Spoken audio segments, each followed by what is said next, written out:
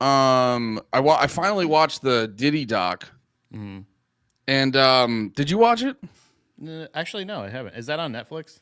Yeah, it's on Netflix. I gotta give it to You can spoil it. uh I don't care. oh yeah. I gotta give it to Curtis 50 Cent Jackson.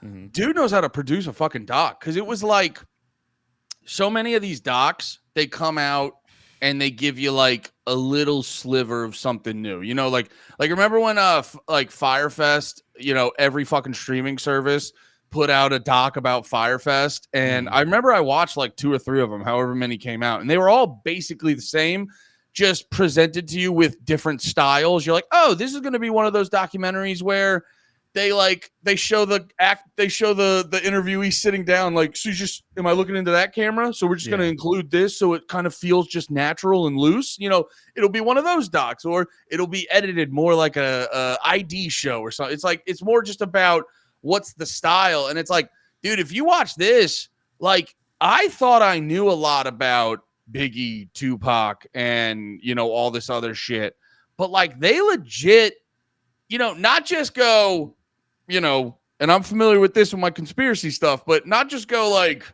that's kind of weird, isn't it? And then they make you fill in the blanks. Hmm. It was like, no, no, no, no.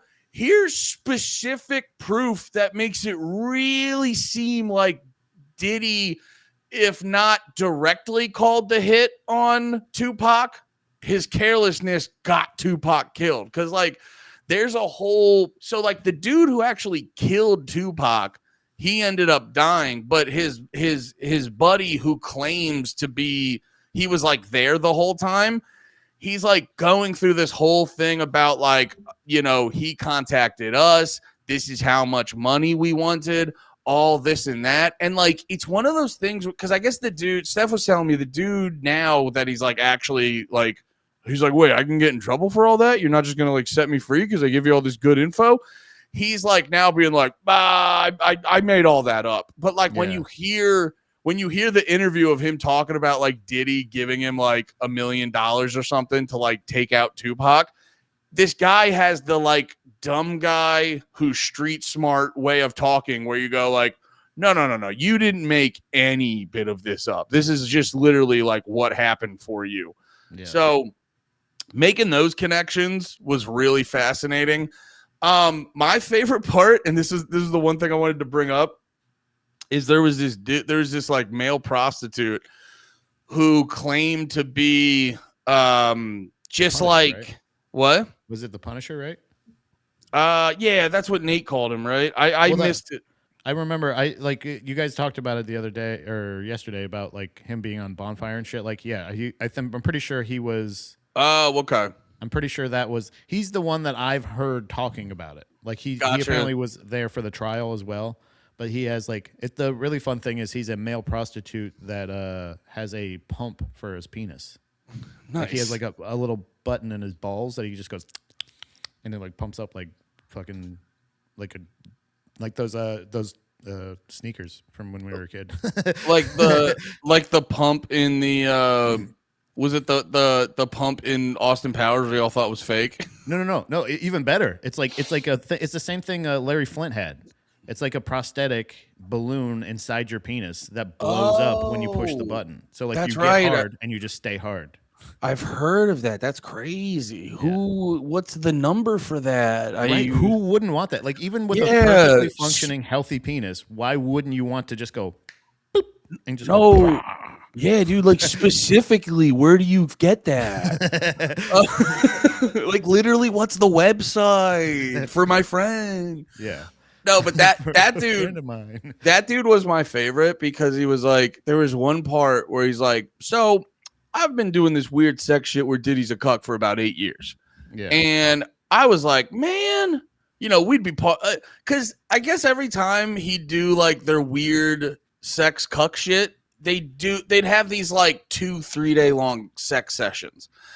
And they would, but like there was just one part where he's like, yeah, so I was there, we were doing cuck stuff for 8 years. And then I was like, at one point I go, guys, how do you stay up for so long? Like, I'm just over here like he acted like he was just like I'm just drinking coffee to like stay up late. Yeah. And then he's like, and then Cassie, she pulled out this little small. I was like, what's that there?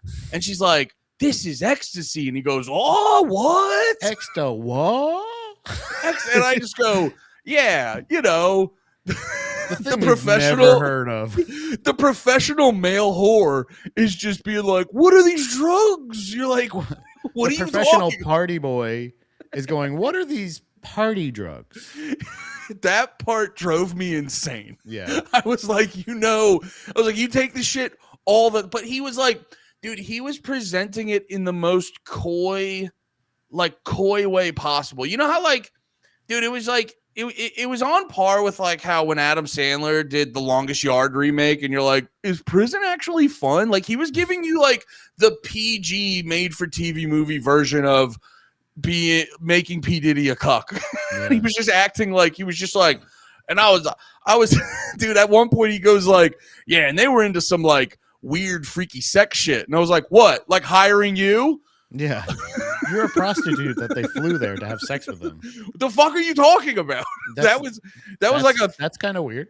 Yeah, that was driving. That part was driving me insane. But yeah, it's like illuminating. I gotta finish the doc. I admittedly we were dude, it was funny. I picked up a 6-pack and we were like having some drinks.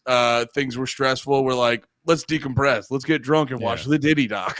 And then I was like, oh look, I've gone through all my 16-ounce beers. Better Uber Eats 6 more beers. So I was having a good night of getting smashed watching the Diddy doc. That's, by the way, why I need extra coffee is because, brother, I hate this thing where now it's just like, oh, you had a couple beers. Well, now you're gonna be dehydrated and wake up at 5 a.m. and you can't go back to sleep. But no, it was so yeah, we were watching. No, oh yeah, that's it. It's like illuminating this thing more of like how many of these there's like a lot, like just in general, there's like a lot of, I heard Sam Tripoli had the best phrasing for it. There's like a predator class of just like, cause dude, watch the doc. It gets into like, not just him being like, oh, he beat his girl and stuff, which is bad, obviously. But it's like to the point of like, he would specifically go after like people who wronged him. He would specifically go after like their wives or girlfriends or ex-girlfriends and like try to like take them away from them and do all this stuff. Dude, the shit. Oh, brother, he fucking basically he got Biggie to pay for his own funeral. Like the money that was in Biggie's, I don't know exactly how, but it was like these funds in Bad Boy that were supposed to go to Biggie's family. He like reappropriated those to like pay for Biggie's funeral. So, and he's literally at the funeral and everyone's like, this is so beautiful. Sean Combs, she's just commemorating your friend so well. And it's like, he's just there like, dead assholes paying for it. So it's like, it's stuff on that level of just like, oh, you don't, it's this weird thing where it's like, he was so good at being like, yeah, I'm like a cool, chill dude. Like no one thought he was a bad guy. We just thought he was like kind of a, like at worst a cornball. You know what I mean? I thought Diddy sucked. I never thought he was cool. And I didn't think he was this cool. I mean, but did you think he was like a bad person? No, I would never, if you ever, like, I think until probably like I never really caught the rumblings necessarily of Diddy until like the shit started like breaking in the news and shit. Yeah, and he got arrested for it and the security camera, all that other shit. But like up until then, I just thought he was some dickhead producer that was trying to get in on the thing. I always thought he was a loser. I would never be scared of him. He's not the guy who fucking hung out with Mace. Yeah, you know what I mean? You thought he sucked ass. You didn't know he was badass. I didn't know he fucked ass. Oh, fine, that one's way better. I didn't know. They haven't just flat out. So like I'm most of the way through, and there's been like little moments of like that was kind of weird, but they haven't like flat out called him gay yet. This is a good point from Derek. I do agree with this. The only time I ever did think Diddy was cool was when he did "Come With Me" for the Godzilla soundtrack. dude. Come But with he, me. Banana, um, banana, banana, banana. It's so good. but Kashmir. it's Oh, but it's good because Cashmere is a because good. Kashmir. Yes, yes, yes, yes. That's oh But no no, I'm did you not. ever see Jimmy Page play guitar next to Godzilla as he smashed a city? That's the thing. The music video. Can we watch a music video for "Come with Me"? Yeah, Andy. totally. Okay, I hated that. But Andy. uh, Yeah, boy. Go on now. okay, okay, Pull up the okay. clip now, boy. Pat, I know these are jokes, but I'm feeling what I'm feeling. Please stop. Stop doing it. Stop I don't know if doing you it. know this, but I have a recent autism self-diagnosis, and Pat, I literally just got I am being triggered right now. I literally just got diagnosed with autism, but I can't tell the difference between a joke and a statement right I'm now. overstimulated right now, and I don't like it. Please stop. I Please need stop. my books. Uh, You need to start rubbing books on your face. oh, Have emotional support books. oh, just look at it. Yeah, you're a smart guy, Andy. You read. Derek, will you just send me the link to that? I'll pull it up. Thank No, you. well, that was always my thing where I go like because they would have the parts where they were talking about the like they would like Diddy would talk about the process of writing his music. I go, yeah, your process would be, man, the Police wrote a great song. What if I said some stuff over it? You're Yeah. like, that's every fucking song of yours, man. Every time I walk down the street, and then I do. That was his fucking contribution to every breath you take. I love that song too. I will say Yeah. that it was kind of weird to have. That was the MTV Movie Awards, where it was like it just felt like a Biggie like funeral. Well, Which is and weird. yeah, and it's even if he wasn't like the evilest dude in the world, it still is like with hindsight being 2020, you're like, bro, even if you weren't a bad dude, it's still being like, oh, did this rapper die? Maybe the guy who owns his label should dance a bunch at the MTV Video Yeah. Music Awards. You're like, He should go on a tour. yeah, who the fuck are you, dude? Well, oh, that was another thing. So Biggie was scheduled before he passed away. He was scheduled to be on the cover of Rolling Stone, and like Rolling Stone was still gonna do that, because the album still came out. So they were just gonna alter it to be about, the fact that they died. They weren't just gonna. It'd be funny if they ran an article being like, "Wait, what happened?" The brand new album, artist to check out. Look out for this guy. Here he So, comes. but I will say we couldn't really get him for an interview. So this guy's so hot right now, we couldn't even get him to sit down with us to have a conversation. So you got to check out this exclusive new artist. But yeah, Diddy had an album coming out that July of a bunch of, songs he put a hip hop beat under. And he was like, well, let's switch it and put me on the cover. And it's like, brother. Just a really bad dude. Dude, not chill. Yeah, apparently not a great guy. Also, from what I've seen pictures of him, unless they're AI, seems like he's living it up in prison. Seems like he's having a blast. There was one I saw. I haven't seen all of them, but there was one that was AI where there was like a dude grabbing his arm or whatever. Yeah. There's a couple of them where I see it and I'm like, that's really funny. Because I do know that there's phones in prisons and all that other shit and all this. But like, I was like, that can't be real. It can't be real with him like just long kind of gray hair and just going like, yeah. Well, apparently too, this is how, because it was funny, like I was talking to Steph about it and she goes, I love how petty 50 Cent is. And I go, I gotta be honest, like I'm not gonna say 50 Cent had the most altruistic intentions with all this, but like the doc does reveal a lot of like good information if you give a fuck about this. And I go, it honestly gets past the point of like petty to just going like, dude, 50 Cent's doing a public service. He's he's not even petty. He's thoroughly petty. But he still does have he's I don't know if he's petty, but I do know he's hilarious because apparently he did a deal.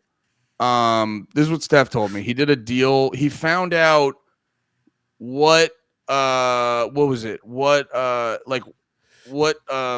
network is playing at the prison Diddy's at, and he got this documentary to broadcast on that network to make sure Diddy and everyone in the prison could watch it.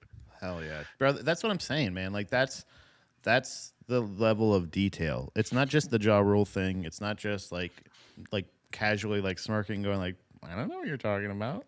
If something happens, he just like it's the that's what I really do like. I don't I don't like cockiness. I like confidence. Yeah. And I don't like it when it's and I do like it when it's morally in the right direction, in my opinion. Like I if mean, I share yeah. the same thing, you know what I'm saying? So I like, think a lot of people can get on board with that. and I think the best example of this is like those videos where you see, I'm probably sent you a couple of them where like a dickhead, tries to cut this guy off and then immediately crashes, or like I think you actually sent me that too. The one where like the guy like tries to sneak up in front of him, but then ends up like losing control and gets hit by a truck, and the guy's like, ha ha ha ha. Ha. Like I would do the Oh no, exact it same was thing. Like it would be so satisfying to be cut off and then immediately see that guy either get hit by a car or fucking pulled over. And it's like one of those things that like, ha ha. I would get out and point at him and go, ha ha. Just because it's like it's that level of like you did a fucking dickhead thing and immediately got taken care of for it. Yeah. Don't do it again. I remember we should show that because the one you're bringing up, the one I sent you, is one of the greatest "You Can't Park There" videos ever. Oh, brother, that's my favorite. There's that other one where there's one that I see a bunch of times in my timeline that comes up where a guy goes, "You can't park there," and it was a guy who had just gotten in an accident, and obviously he had been arguing with him or something or heard him talk because he has a really high pitched voice.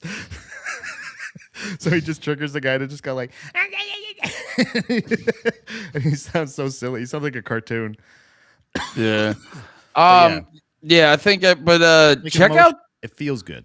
Check out that's what I do love about 50 Cent is everyone kind of like, they like he is really bringing a level of like cosmic. Now obviously it's not solving every problem and stuff, but like for the general population, he's giving this level of like cosmic justice you don't like really get. Cuz like I think you said it before, the doc is thorough.